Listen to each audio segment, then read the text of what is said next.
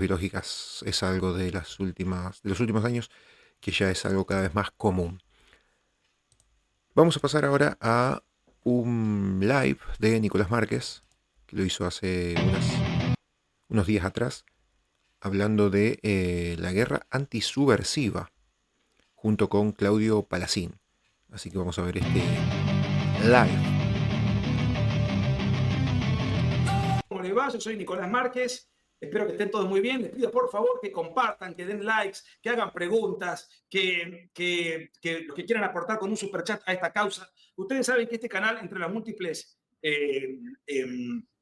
intereses con los cuales siempre estamos volviendo, es aquel relativo a la guerra antisubversiva, negada, distorsionada, mal contada, mal juzgada por espacio de años, especialmente por la mafia kirchnerista, con la complicidad del PRO, que nunca hizo nada al respecto. Recién ahora estamos empezando, incluso desde el punto de vista gubernamental, a equilibrar la historia.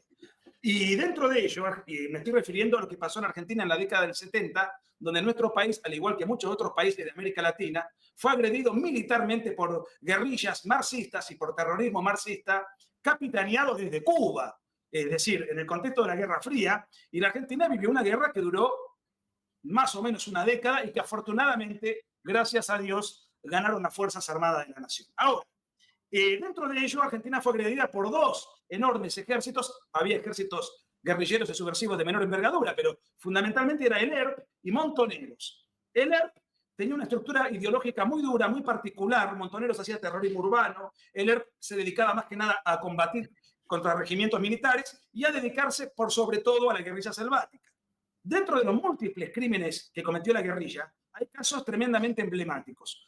Uno de los más emblemáticos ha sido el de Teniente Coronel Larrabure. Obviamente, estoy poniendo el contexto para contar en qué escenario aparece este homicidio tremebundo y una persona con tremendos atributos viriles, sobre todo en Argentina, que dentro del Poder Judicial no es fácil encontrar, ni mucho menos en los albores del poderío kirchnerista, era un amigo, el doctor Claudio Palacín, fiscal penal de Cámara, que en su momento acogió la petición del abogado Vigo Leguizamón, representante de la familia Larrabure, que determinó que había un crimen de lesa humanidad. Por consiguiente, los guerrilleros del ERP que participaron, el ERP es, para los que no son argentinos, Ejército Revolucionario del Pueblo, una organización castro-guevarista, digamos, maoísta, vietnamita, una melange, pero de ahí venía.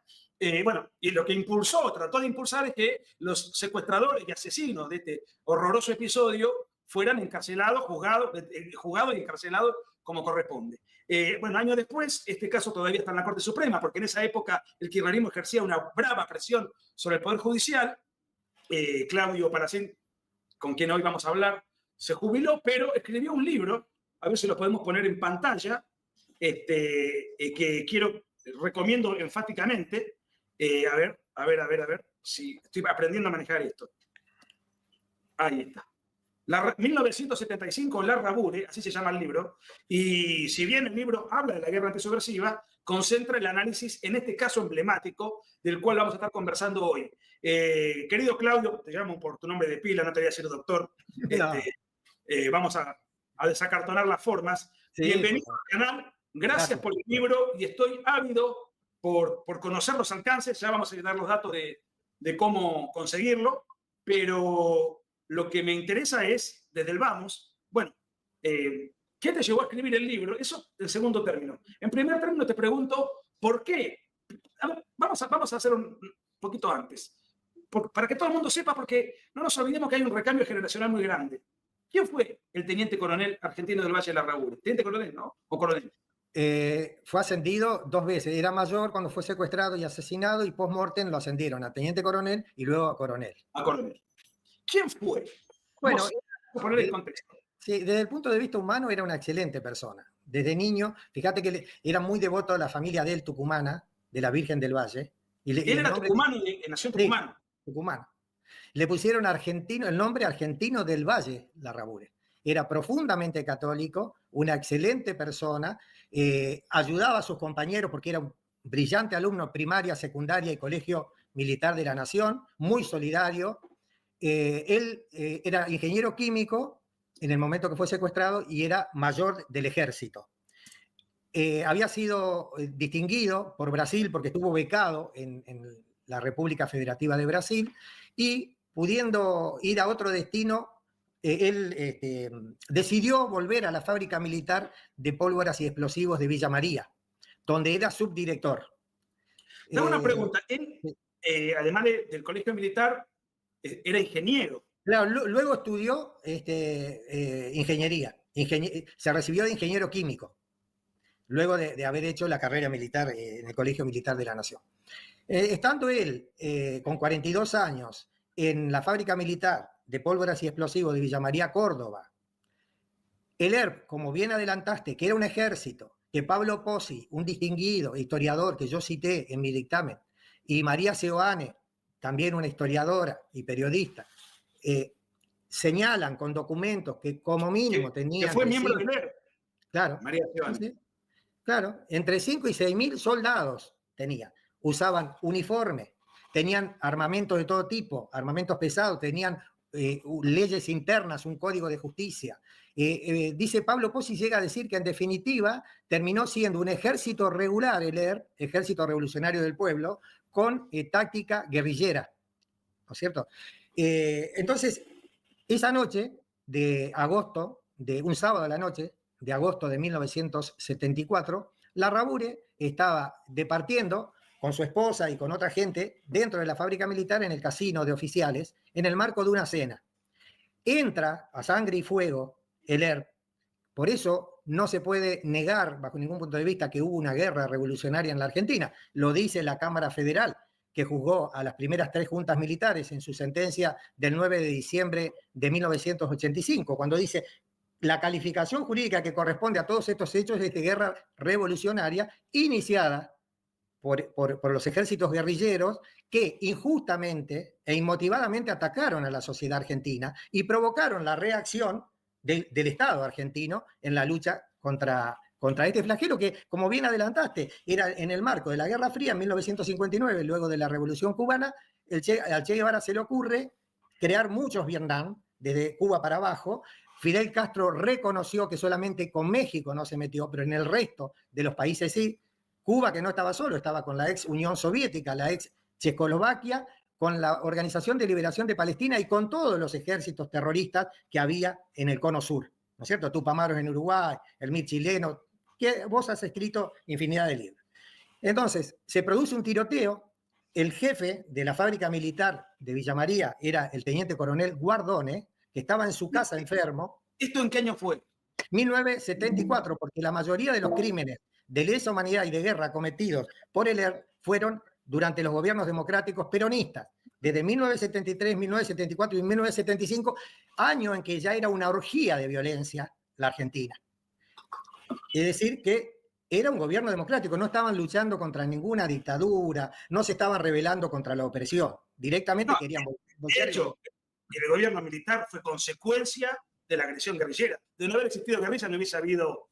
No, y eso lo dicen los 6 jueces, de los cuales 4 viven, y ahora voy a citar, porque le hicieron un reportaje en el diario La Nación el 25 de abril, qué es lo que opinan 2 de ellos. Bueno, ellos siempre tenían, tanto Montoneros como el ERP, algún soldado conscripto infiltrado que le abría los portones de los cuarteles. Hubo 11 ataques a cuarteles argentinos, entre el ERP y Montoneros. Hay bibliografía.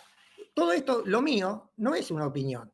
Está todo documentado, con libros, con reportajes, con todos los diarios de la época, etcétera. Es decir, es una abrumadora cantidad de pruebas, con sentencias judiciales y demás. Entonces se produce un tiroteo. Guardone repele desde su casa, y él se encontraba acompañado por su esposa y por una empleada de la casa, que también tomaron las armas y repelían.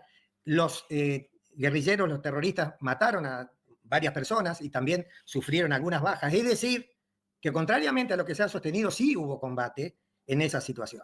Para terminar, para parar ese baño de sangre, cuando ingresan al casino los subversivos, Larrabure se presenta como el oficial de mayor grado.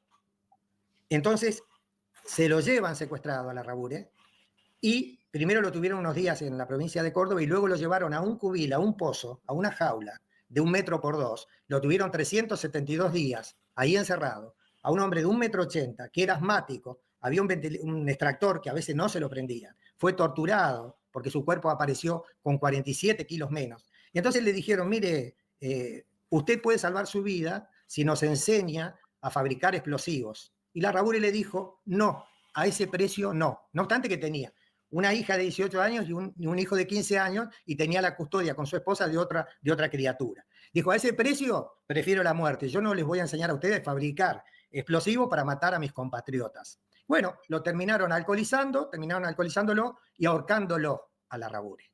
Y tiraron su cuerpo.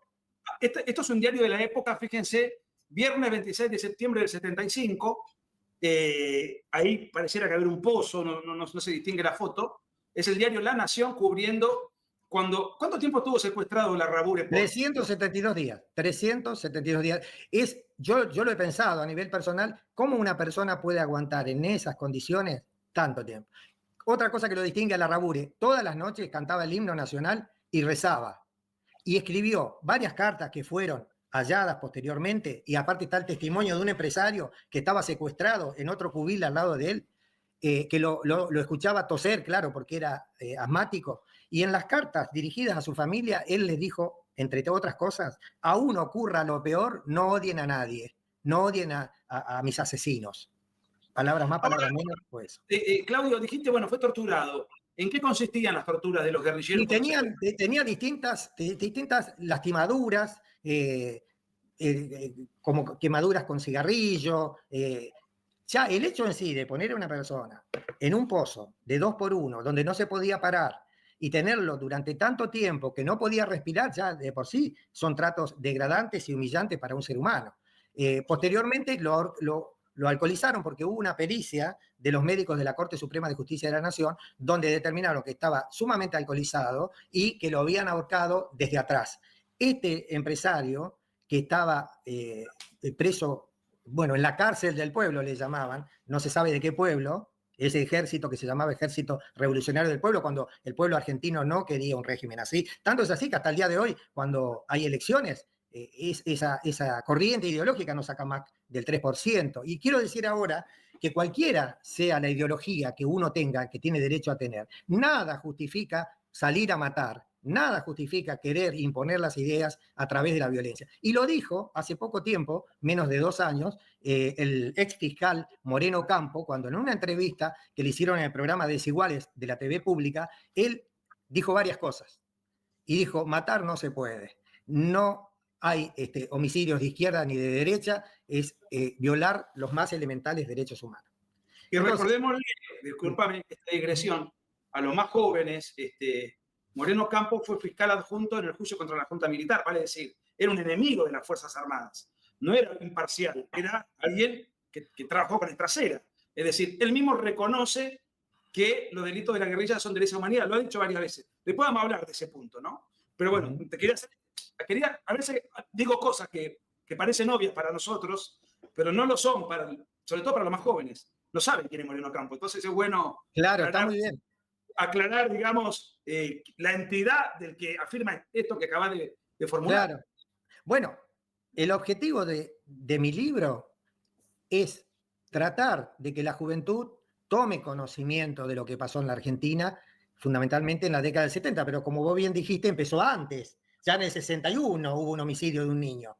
Ya antes fue. Entonces, porque según yo tengo noticias, no se ha enseñado en los últimos 20 años la historia argentina completa en las escuelas primarias, secundarias, incluso en la universidad.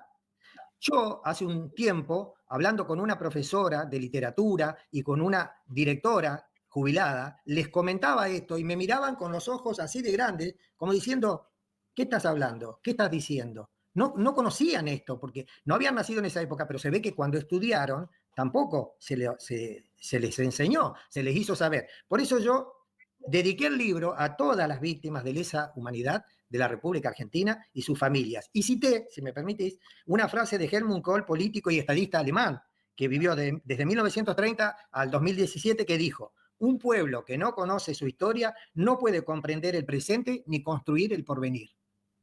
No se puede mentir en una cuestión tan grave de derechos humanos, porque hubo más de 1.500 víctimas directas y más de 7.000, entre 7.000 y 10.000 indirectas, familiares, amigos y demás, a manos de montoneros y el ERP.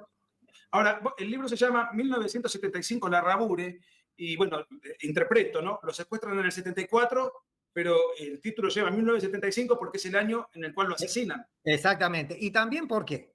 Porque se hizo la película 1985, ¿no es cierto? Que no vamos a negar su carácter de obra de arte, los actores que han intervenido, pero en la primera escena, cuando sale Trócoli, para los que obviamente son jóvenes, la mayoría, era el ministro, si no me equivoco, del Interior de Alfonsín, ¿no es cierto? Que Alfonsín dicta el decreto para el enjuiciamiento de las juntas militares y de los terroristas también.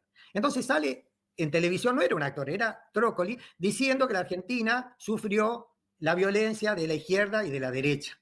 Entonces, ahí en el living, en esa escena, el hijo de Trasera, el actor que hace de hijo de Trasera, dice facho. No, facho no. No, a Darín apagando el televisor, haciéndose el indignado. Vos sabés que yo estoy muy en contra de esa película, más allá de que pueda tener mérito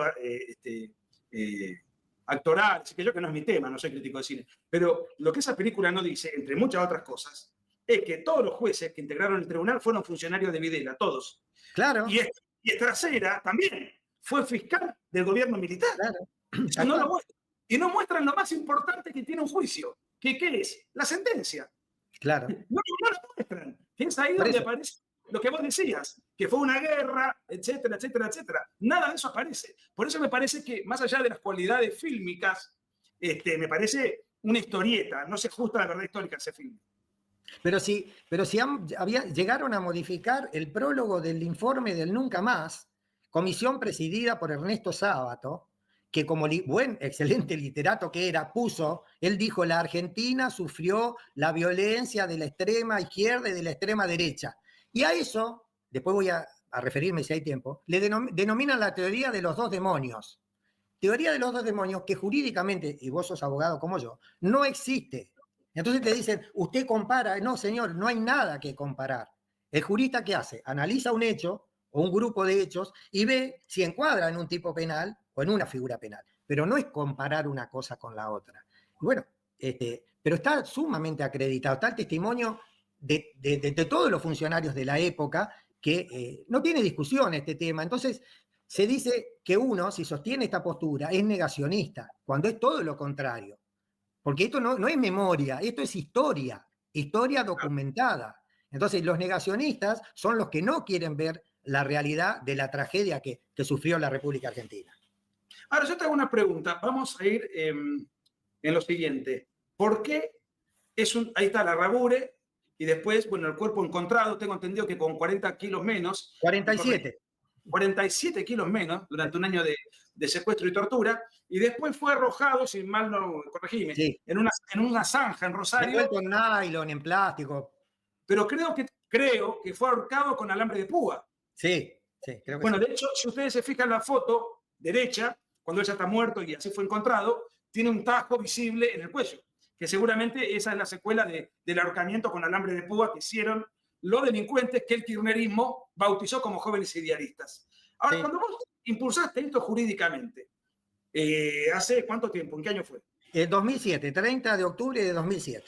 Bien, en pleno poderío absoluto del kirchnerismo y con toda la campaña ideológica y psicológica de los 70 mal contada. ¿Sufriste como funcionario público, como magistrado del Poder Judicial, presiones, me imagino? Habrás tenido días de mucha tensión. Te cuento porque es interesante. Hacía 3 días que había ganado las elecciones con el, si no me equivoco, 54%, la doctora Cristina Fernández de Kirchner. Yo estuve, cuando me llega la causa, ¿por qué me llega la causa a mí? Pues yo era fiscal general de Cámara, ante la Cámara Federal de Apelaciones de Rosario, que tiene una jurisdicción muy amplia, desde el norte de la provincia de Buenos Aires, Arroyo del Medio, hasta San Justo, aproximadamente, provincia de Santa Fe, e incluye los tribunales federales de San Nicolás, Venado Tuerto, Rosario, Santa Fe y Rafaela. ¿Qué pasa? Llega la causa impulsada por el hijo de Argentino del Valle de la Rabure, Arturo, con el patrocinio letrado del doctor Javier Vigo Leguizamón.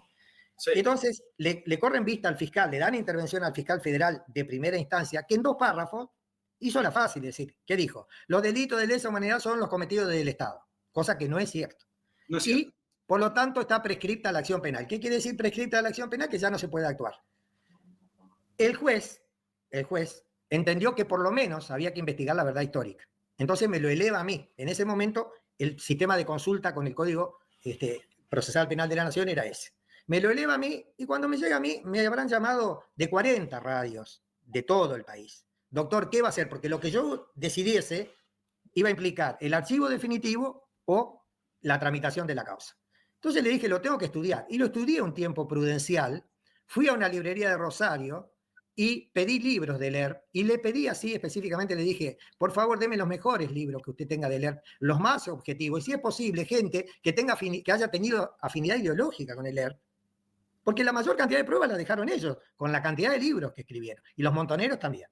Entonces, me vendió el libro de Pablo Pozzi, que yo hasta ahí no sabía qué estatura histórica, de historiador tenía. Y de María Seoane. Esos libros son los que basé. Ambos ex miembros del ERP. Sí.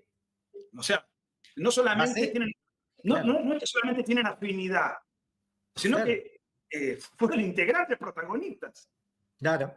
Un libro muy bueno, de todas maneras. El de María Seoane, si hablamos del mismo libro, es una biografía de Santucho, es decir, el líder fundador del ERP. Y escribió La Noche de los Lápices también. Bueno, eso es María. una estafa.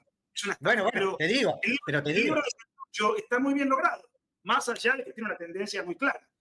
Y el de Pablo Pozzi es doctor en historia, además de haber sido guerrillero. Y profesor emérito de la UBA. Yo no lo sabía. Mirá, yo como vos soy católico, creyente fervientemente en Dios y en todo lo que es lo espiritual. Yo creo que esto me tocó a mí y yo cuando lo estudié llegué a la conclusión, aprendí un montón de cosas cuando lo estudié, porque este es un tema muy específico, Nicolás, vos lo sabés, es de derecho internacional, derecho penal internacional, derecho penal y ahí lesa humanidad, porque hay mucha gente que opina y no conoce. Y tiene un componente histórico, un componente militar, un componente ideológico, además del componente jurídico. Por eso la década del 70 es tan compleja. Ahora, explicarle a la gente qué es un delito de lesa humanidad. Bueno, ¿y qué características tiene a diferencia de un homicidio en la calle? Bueno, para robar una billetera. Los delitos de lesa humanidad, es decir, cuando uno dice lesa humanidad, es una categoría jurídica, no un delito único. Es una categoría jurídica, dentro de la cual, en un contexto determinado, que ya lo voy a explicar, ingresan desde los delitos que podríamos decir hurto, homicidio, robo, violación, secuestro, ingresan ahí. Pero lo que le da el carácter de lesa humanidad es el contexto, el elemento de contexto, dice la doctrina internacional. ¿Quién lo comete y para qué lo comete y de qué manera lo comete? Es un ataque sistemático y generalizado contra la población civil, y ahí cuando uno dice población civil, porque hay un fallo que dice, un juez dice que el homicidio y las torturas de Larrabure no son de lesa humanidad porque él no era un civil, sino que era un militar. Una barbaridad terrible, porque la doctrina, es decir, la opinión de los autores, los tribunales internacionales, todos los antecedentes jurídicos, dice que un militar que no está combatiendo es considerado civil para el derecho internacional humanitario y el derecho penal internacional. Claro, si no está en ejercicio de su función, claro, en el momento, es como si fuese un civil. Claro. Larrabure, ¿a qué hora fue secuestrado? Y él fue secuestrado, yo creo que ya era el día 12, si no me equivoco, 12 de agosto, 0:30, 0:45. ¿Estaría durmiendo quizás? ¿Cómo, perdón? ¿Estaba durmiendo? No, estaba bailando con la esposa en una cena, en el casino de oficiales. ¿En Córdoba? En Villa María, Córdoba. Correcto. Bueno, también para la gente que no lo sabe, está analizando el Vaticano, que ya lo designó siervo de Dios a Larrabure, y está camino a la canonización, está en un proceso de canonización por sus virtudes religiosas y patrióticas, porque no cualquiera va a sacrificar su vida de esa manera y va a resistir semejante tortura. Entonces, ¿qué es lo que sucede? ¿Qué es lo que ha resuelto hasta ahora la justicia argentina? Ha resuelto que para la época en que ocurrieron la violencia de Lerp y Montoneros, no estaban previstos como delitos de lesa humanidad los actos de los particulares, que solamente eran delitos de lesa humanidad los actos cometidos desde el Estado o con apoyo estatal, ya sea de un Estado nacional o un Estado extranjero. Bueno, pero acá ¿con quién nos encontramos? Que estaban apoyados por Cuba, que se fueron a entrenar a Cuba, estaban apoyados por la ex Unión Soviética, por la ex Checoslovaquia, eso por un lado. Pero por otro lado, tenemos que si el tribunal que juzgó a los ex comandantes dijo en su sentencia que fue una guerra revolucionaria, directamente nos tenemos que remitir a los tratados de Ginebra de 1949, que el artículo 3 común, porque son 4 tratados de Ginebra de 1949, que hablan de los conflictos armados internacionales y conflictos armados internos. Y este fue un conflicto armado interno. Entonces, ¿qué dice ese artículo 3 común? Que no se puede matar a una persona desarmada, que no se puede torturar, que un militar que no está combatiendo es considerado civil, desde 1949. Pero hay algo más. El derecho internacional se diferencia del derecho penal nacional. Vos sabés bien como abogado que el derecho penal, si no se encuentra un hecho típico, un hecho delictivo en una norma penal, no se puede por analogía decir esto es delito. No existe. En cambio, dada la característica de la comunidad internacional, que no hay un órgano como un Congreso Nacional que dicta normas, primero se consolida lo que se denomina costumbre internacional. La costumbre internacional son normas supremas, inderogables por los estados y de cumplimiento obligatorio por toda la humanidad, porque la humanidad desde hace siglos ha decidido desterrar la barbarie. Entonces, ¿y qué dicen? No, porque el Tratado de Roma de 1998, que crea la Corte Penal Internacional, es de 1998. Error. ¿Por qué? Porque ¿qué hace el Tratado de Roma de 1998? Toma todos esos principios que ya existían desde la Guerra Civil de Estados Unidos, de la Guerra de Secesión para acá, para no irnos más atrás, y los sistematiza, Nicolás, los sistematiza. Pero no es que además, el Tratado de Roma no exige que para cometer un delito de lesa humanidad haya un estado detrás. No exige. No lo exige como requisito. Eso es un invento de la Corte Suprema Kirchnerista para que los delitos cometidos por la guerrilla no sean juzgados. Claro, no existe. Porque me faltó decir esto. ¿Quiénes pueden ser sujetos activos de delitos de lesa humanidad? No cualquier grupo de alocados, de criminales comunes que están cometiendo delitos para provecho propio, sino por grupos que tengan un objetivo político de toma del poder, derrocar un gobierno democrático para instaurar un régimen, por ejemplo, en este caso, comunista, y que lo hagan a través de las armas, y que provoquen un ataque masivo y sistemático, porque tanto el ERP como Montoneros eran verdaderos ejércitos, tenían planes, tenían metodología, llevaban a la práctica, tenían, por ejemplo, el ERP tenía cierta facilidad de traslado dentro del territorio argentino. Tomaron el pueblo de Acheral, en Tucumán, tenían un tercio, en un momento tenían el poder en un tercio de la provincia de Tucumán. Eso lo dice Pablo Pozzi, citando un montón de documentos. Pero tampoco, si me permitís, Nicolás, tampoco es necesario el control territorial. No es necesario ni el reconocimiento como beligerantes, ni el control territorial. Lo que el derecho internacional pone foco en la víctima. ¿Y sabe quién opina esto también? Yo cuando hice el dictamen, por eso te dije de que yo creo que Dios me iluminó, porque yo no sabía que Estracera, el fiscal que acusó a las 3 primeras juntas militares, hasta el día de su muerte sostuvo que Montoneros y el ERP cometieron delitos de lesa humanidad. Moreno Campo, Lonch, Sapsay, Cárdenas, Vigo Leguizamón, un montón de juristas, pero no es que se les ocurre, sino que se basan en la historia y en el derecho y en los hechos que ocurrieron en la Argentina. Ahora, todos los delitos que cometió la guerrilla, todos los crímenes son de lesa humanidad, o el caso de la Revolución es porque reviste alguna particularidad. No, son todos. Y no es como se dice por el carácter aberrante solamente, porque una violación hoy en día, un homicidio hoy en día es aberrante, sino por el contexto en el que se produce, por el sujeto activo, que son verdaderos ejércitos que tienen un fin político, ¿no es cierto? Y que fue sistemático y generalizado. Claro, fue sistemático. Por eso, desde la postura negacionista, no la nuestra, la de ellos, se dice, no hubo una guerra. ¿Cómo que no hubo una guerra? Si lo dice la Cámara en la sentencia de 1985. Pero vamos a ponerle, Nicolás, que no hubo una guerra. Vamos a hacer una abstracción, no hubo una guerra. Igual son delitos de lesa humanidad por el ataque sistemático y generalizado contra la población civil. Ahora, Está todo documentado en cuanto a la cantidad, porque no fue un atentado, no fue como a lo mejor otro, por ejemplo, la ETA no cometió ni la 10ª parte de los actos criminales que cometieron el ERP y Montoneros. y mira, en cantidad de homicidios, la ETA existe desde qué año? Tiene como 50, 60 años operando. Sí, sí. Y cometió la mitad de crímenes que acá, pero en 60 años. Acá la policía local cometió el doble que la ETA, pero en 10. Claro. Había un atentado cada 4 horas.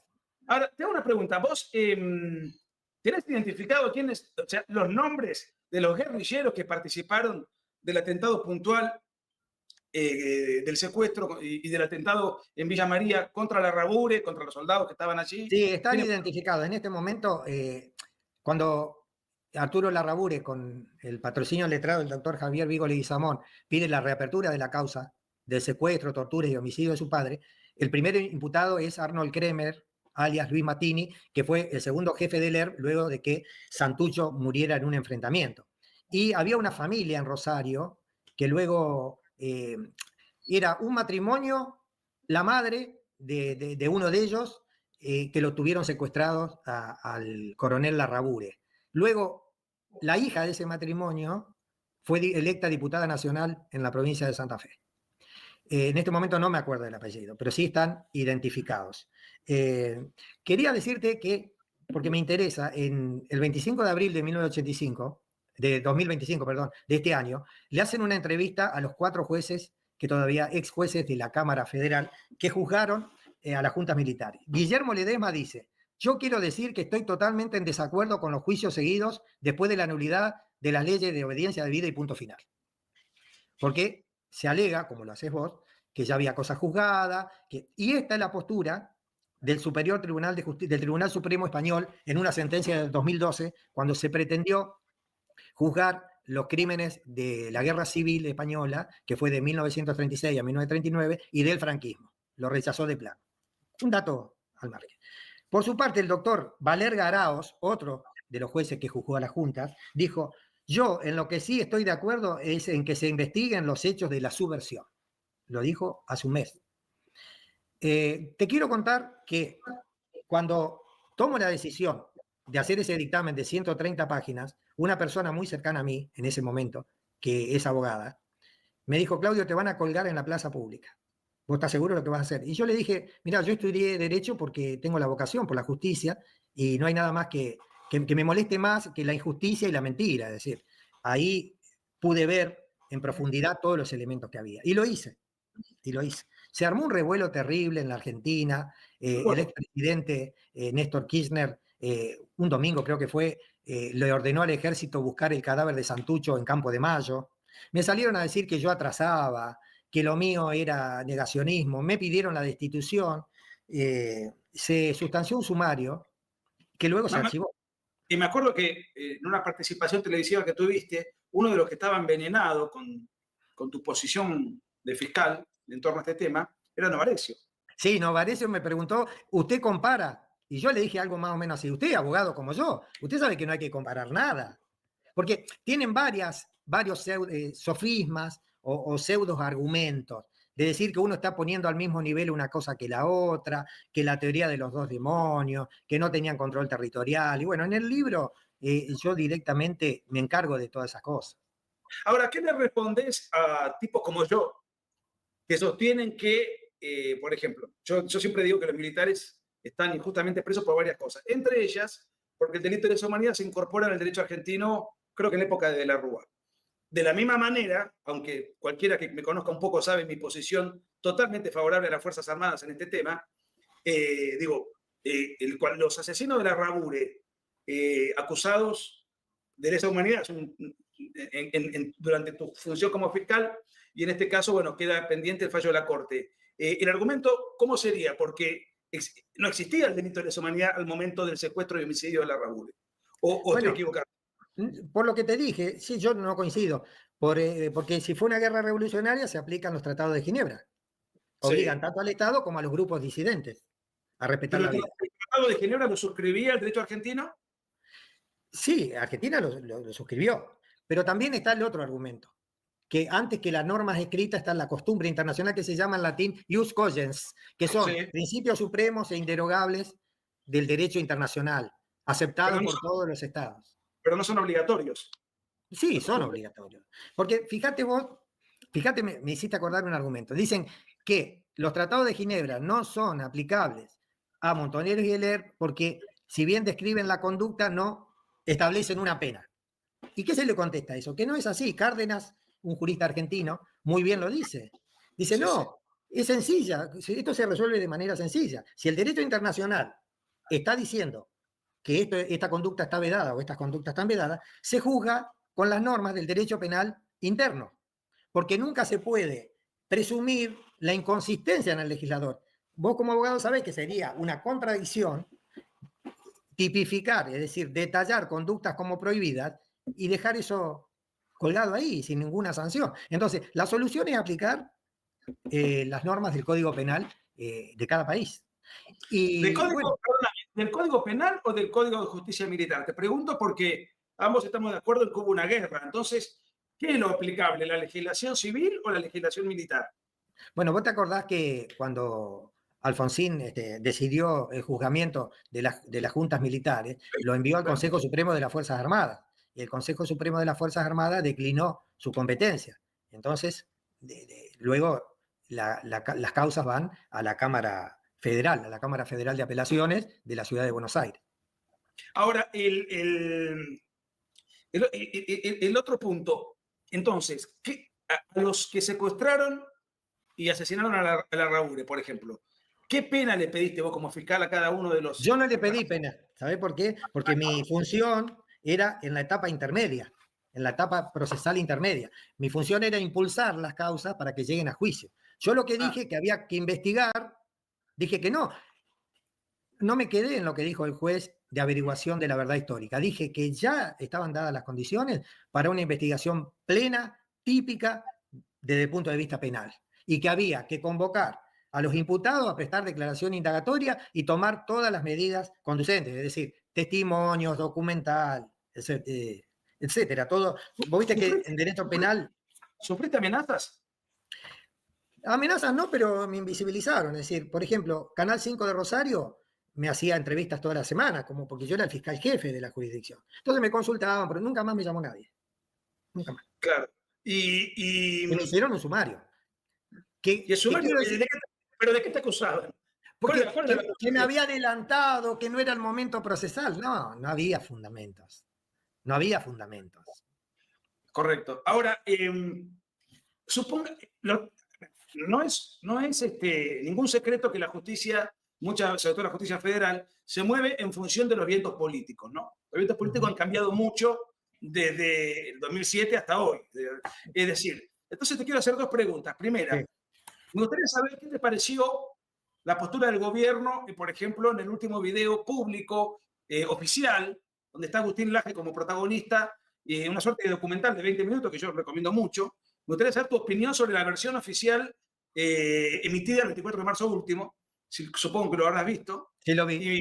Y me gustaría saber, en el caso de que la Corte determine que lo de Larrabure fue un juicio, es un delito de lesa humanidad, y encarcele a los guerrilleros que quedan vivos, no sé cuántos participaron, ¿eso abriría la puerta para que empiece una catarata de juicios contra los miles de crímenes cometidos por estos sediciosos? Me parece excelente el video de Agustín Laje, también lo sigo, porque responde a la verdad. Claro. Responde a la historia, no a la memoria. La memoria es falible.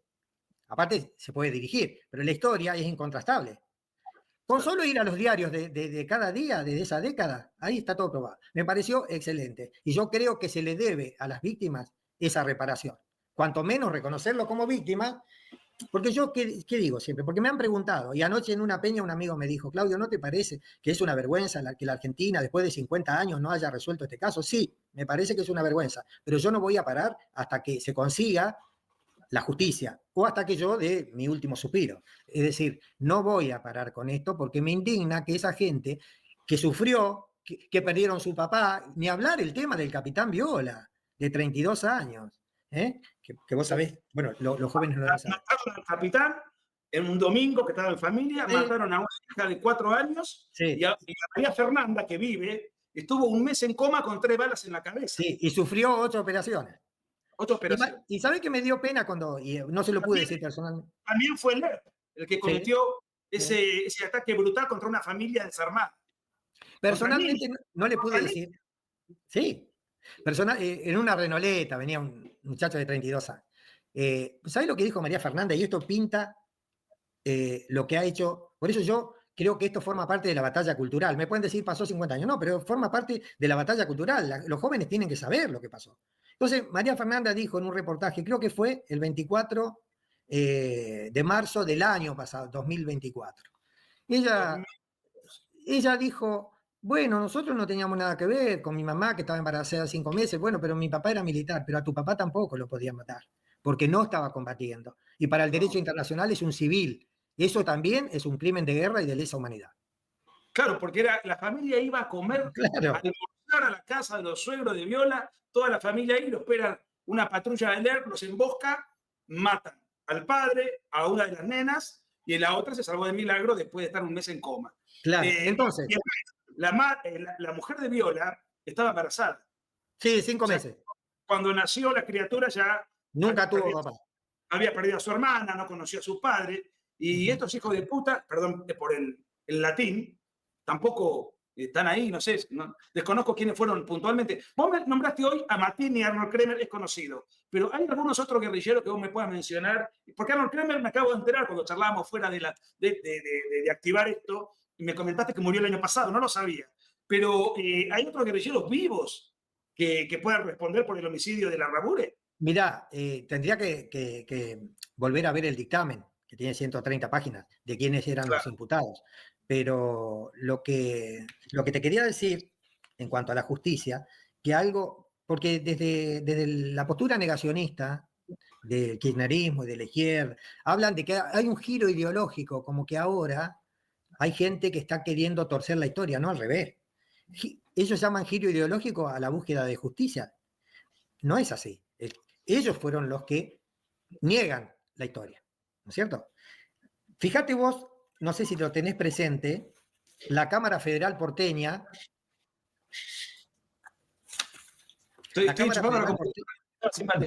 La Cámara Federal porteña, una de sus salas, el 19 de diciembre de 2024, hace unos meses, se expidió con respecto a Montoneros, al jefe de Montoneros, Mario Firmenich. Sí. En la causa del atentado con bomba del comedor de la Policía Federal, ocurrido en julio de 1976, que murieron 24 personas y fueron heridas de gravedad 60 personas. Ahí la autoría intelectual era de Rodolfo Walsh. Claro. Donde fueron a comer, donde iban a comer no solamente policías, sino también particulares, porque era buena comida, porque era barato. Entonces, ¿qué dijo la Cámara Federal porteña? Revoca una decisión de Servini de Cubría, que dijo que la causa era un delito común, y la había archivado, llega a la Cámara Federal porteña, y sin decir que es un delito de lesa humanidad, dice que es una grave violación a los derechos humanos, y ordena que baje la causa y que se lo convoque a prestar declaración indagatoria a Firmenich. Y a Berbisky, ¿no?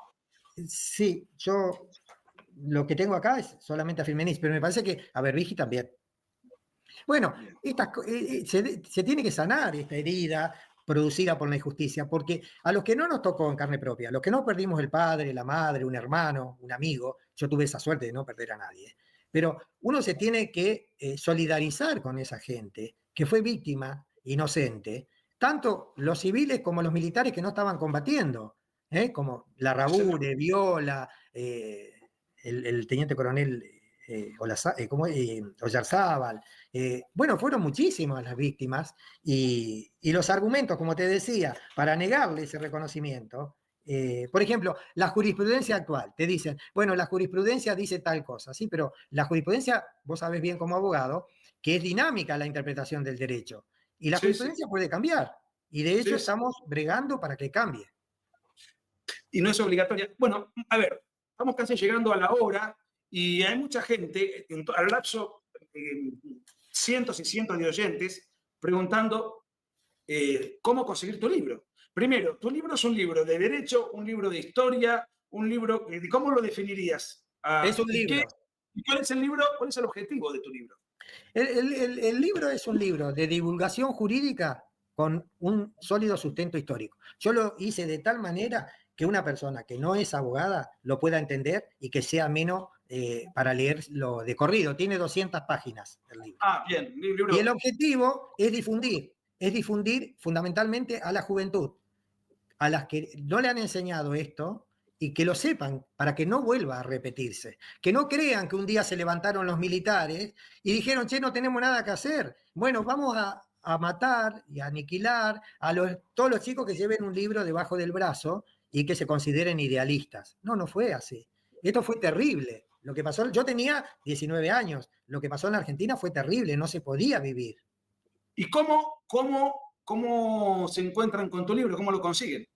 Por Mercado Libre se puede conseguir ingresando en Mercado Libre, poniendo 1975 Larrabure a través de la editorial Unión Editorial de Rodolfo Distel, Sí, claro. el que le proporcionó, le vendió los libros al presidente cuando llegó un sábado a la mañana a San Isidro y se llevaba todos los libros 2 sábados. Le editó libros al propio Milei. Sí, también. Y se hicieron muy amigos. Incluso tengo entendido que ellos, porque como Milei es un asiduo lector, el presidente, le pidió que le armaran una biblioteca en la Quinta Presidencial de Olivos y así lo hicieron. Sí, sí, no. Y entonces, el Mercado Libre. Y el que quiera comprar de manera directa, es decir, por Mercado Libre. Está ahí. Mercado Libre. Grupo Unión pone 1975 Larrabure y lo puede adquirir. Vamos a poner la tapa del libro, a ver si lo podemos agregar al escenario. Es 1975, Larrabure, del doctor ex fiscal de Cámara, jefe de fiscales en Rosario o en la provincia de Santa Fe.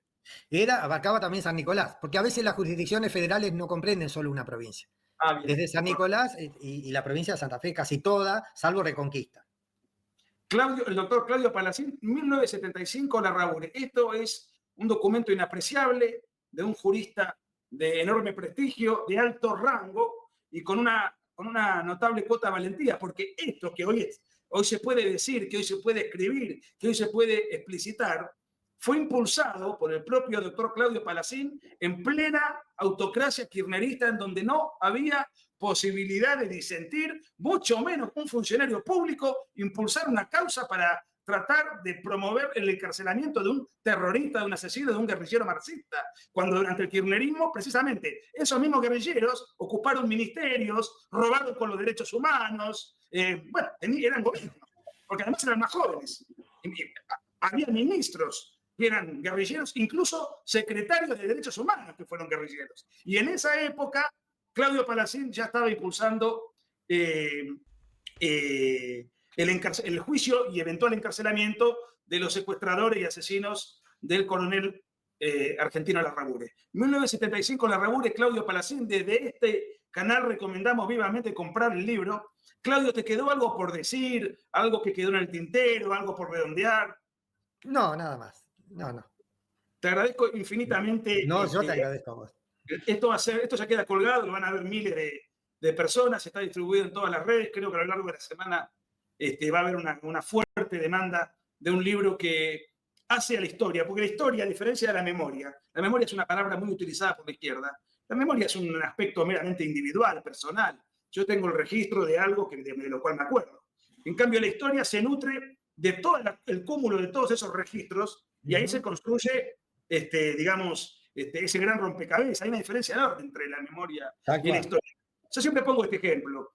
Si a mi padre lo hubiese... Yo no tengo, afortunadamente, la guerra civil que vivió en Argentina, no tengo muertos de ningún lado. Pero si yo fuese hijo de un desaparecido, tendría una posición emocional. Y si fuese muerto de un militar asesinado por la guerrilla, tendría otro. Entonces la memoria tiene un grado de subjetividad y un condicionamiento emocional muy grande. Pero vos tampoco, no sos de familia militar, que yo sepa, no has sufrido ningún tipo de... Gracias a Dios, no. No has sido víctima de esa guerra que se vivió.